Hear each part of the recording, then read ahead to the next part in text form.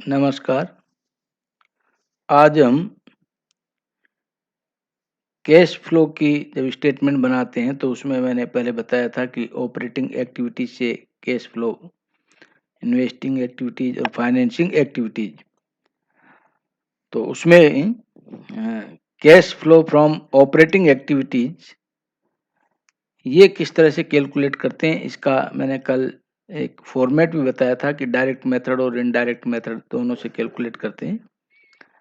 तो direct method से हम कैसे कैलकुलेट करते हैं उसका जो प्रोफॉर्मा मैंने कल बताया था, जिसमें हम cash receipts from sales, commission and sales, royalty received, interest received, इनको लिखते हैं और उसमें से cash payment for purchases, wages, operating expenses, income tax, interest payment, इनके टोटल को माइनस करते हैं तो net cash flow from operating activities आ जाता है। ये मैंने आपको कल प्रोफॉर्मा में भी बताया था और उस समय ये भी बताया था कि हम सेल्स के बारे में, परचेज के बारे में, ऑपरेटिंग एक्सपेंसेज में ये किस तरह से इसकी गणना करेंगे। तो उस गणना की डिटेल जो तरीका है उसके बारे में अभी हम चर्चा कर रहे हैं कि हम calculation of cash from sales यदि करते हैं तो कैश सेल्स को लिख देंगे, क्रेडिट सेल्स को लिख देंगे जो कि हमें पी एंड एल में दी हुई है। इस तरह से टोटल हमारे पास जो सेल्स हुई है टोटल वो आ जाएगी। उस टोटल सेल्स में से हम लेस करेंगे debtors and bills receivable at the end को, उसमें ऐड करेंगे हम debtors and bills receivable at the beginning. तो ये एडजस्टमेंट कर देंगे लेस और ऐड का। तो इसके बाद हमारे पास में आ जाएगा cash generated from credit sales. तो जो हमारे पास कैश सेल्स आई है वो और ये जो हमारे क्रेडिट सेल्स से जो जनरेट हुआ है इन दोनों का टोटल कर देंगे तो टोटल कैश फ्रॉम सेल्स ये निकल करके आ जाएगा। इसी तरह से हम दूसरा यदि हम कैलकुलेट करते हैं calculation of cash payment for purchases, तो इसमें कॉस्ट ऑफ गुड सोल्ड जो हमारे पी एंड एल अकाउंट में दिया हुआ है उसको लिख देंगे। उसमें से ओपनिंग स्टॉक जो है उसको लेस करेंगे, क्लोजिंग स्टॉक को ऐड करेंगे तो टोटल परचेजेज हमारे सामने निकल करके आ जाएगी। उस टोटल परचेजेज में से हम क्रेडिटर्स एंड बीपी जो बिगनिंग के हैं उनको ऐड कर देंगे और क्रेडिटर्स एंड बिल्स पेबल जो एंड के हैं उनको लेस कर देंगे तो total cash paid for purchases ये कैलकुलेट होकर के आ जाएगा। इसी तरह से तीसरा जो है कैलकुलेशन ऑफ कैश और जो पेमेंट है ऑपरेटिंग एक्सपेंसेस के लिए वो आ जाएगा।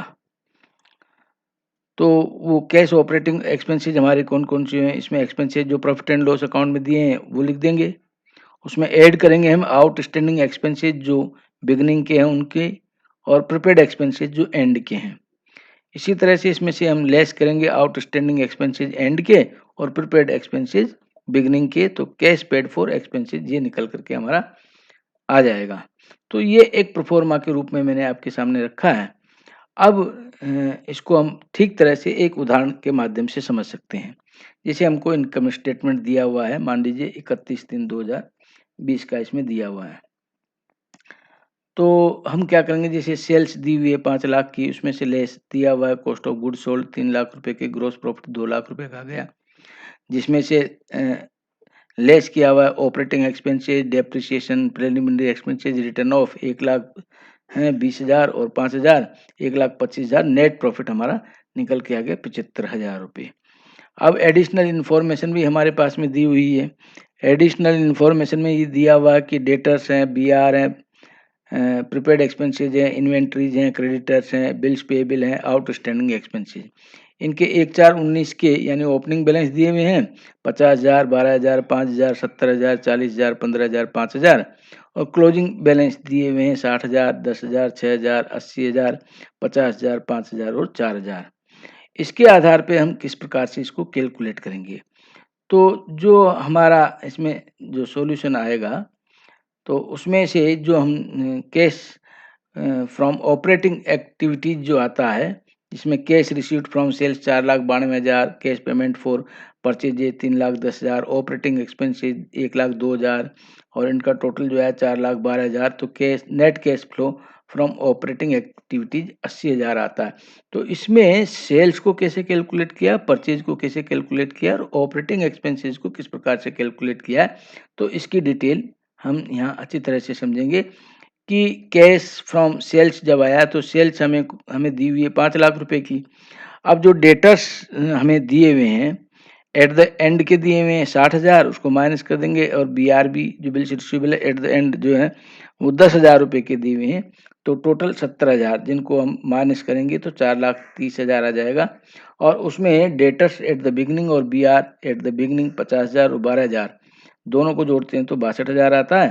तो इनको फिर इसमें टोटल कर देंगे तो 4,92,000 जो ऊपर निकाला हुआ हमारा वो इस प्रकार से कैलकुलेट होकर के आ जाता है। इसके बाद में दूसरा आता है कैश पेमेंट फॉर परचेजेज। तो उसमें जो अमाउंट निकल करके आई है हमारी 3,10,000 की, वो कैसे कैलकुलेट होगी, कॉस्ट ऑफ गुड सोल्ड दिया हुआ ही हमारा इसमें 3 लाख रुपए। उसमें ओपनिंग स्टॉक जो है उसको हम माइनस कर देंगे। तो ओपनिंग स्टॉक को जब हम माइनस करेंगे तो ओपनिंग स्टॉक हमारा दिया हुआ ही है इसमें 70,000 जो इन्वेंट्रीज में के रूप में दिया हुआ है, और उसको घटाएंगे तो 2,30,000। उसमें क्लोजिंग स्टॉक को प्लस कर देंगे 80,000, 3,10,000। तो ये टोटल परचेजेज आ गई है हमारी। इस टोटल परचेजेज में जो क्रेडिटर्स हैं और बिल्स पेबल हैं उनका एडजस्टमेंट करेंगे। तो बिगनिंग के जो क्रेडिटर्स और बिल्स पेबल हैं 40,000 और 15,000 जिनको 55,000 है तो जोड़ेंगे तो 3,10,000 में वो आ जाएंगे 3,65,000।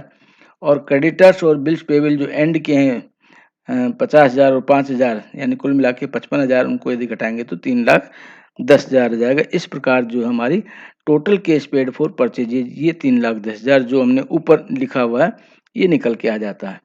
इसके बाद में कैश ऑपरेटिंग एक्सपेंसेज की बात करें तो कैश ऑपरेटिंग एक्सपेंसेज में हमारे पास में एक्सपेंसेज जो हैं वो दिए हुए हैं 1 लाख रुपए के। उसमें आउटस्टैंडिंग बिगनिंग के जो हैं 5,000 और प्रीपेड है एक्सपेंसेज वो एंड के 6,000, दोनों को जोड़ेंगे तो 11,000 आ जाएगा। आउटस्टैंडिंग एक्सपेंसेज जो एंड के हैं वो 4,000 हैं और प्रीपेड एक्सपेंसेज हमारे बिगनिंग के हैं 5,000।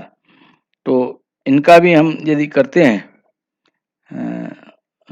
एडजस्टमेंट तो 5 और 4 9,000, तो इनको हम जोड़ देते हैं तो ये हमारे इस तरह से 1,00,000 और 2,000 रुपये निकल करके आ जाएंगे।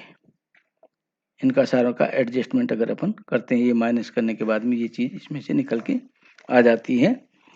तो net cash flow from operating activity जो 80,000 है वो किस प्रकार से इन तीनों आइटम्स में, जिसमें cash receipt from sale 4,92,000, cash payment for purchase ये 3,10,000 और ऑपरेटिंग एक्सपेंसेस 1,02,000, 4,12,000 को घटाते हैं तो 80,000 आ जाता है।